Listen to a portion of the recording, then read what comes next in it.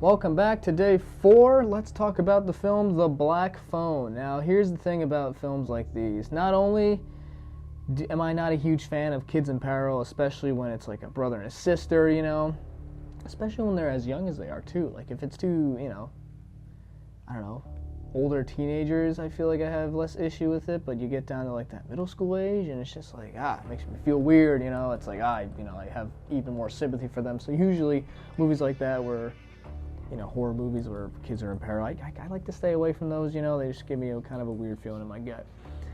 Regardless, though, The Black Phone was directed by Scott Dickerson and featured Ethan Hawke, so that's just a combo I was very interested in, especially after Sinister. So here we go.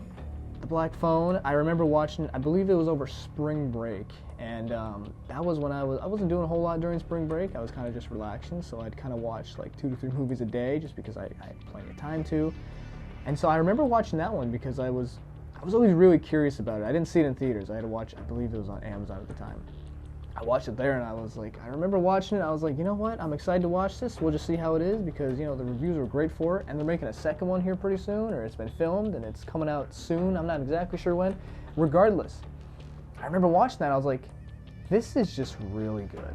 And I know it's based off a book, but, it's very, very well made. I think the vast majority of things work, Nothing is too graphic, nothing is too, it's unsettling, but nothing's over the line unsettling for the content it had. But it just, the entire time I was watching it, I knew okay, they're making a second one. What the heck is the second one about? Is it still about the grabber, or is it about something else? I'm assuming it is because I don't know.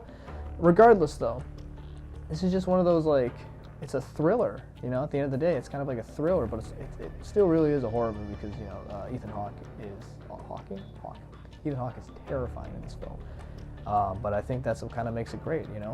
I think there's a specific type of color grading or just a type of look to these sort of films that, again, I'm going to go back to during this series, is it just feels like fall.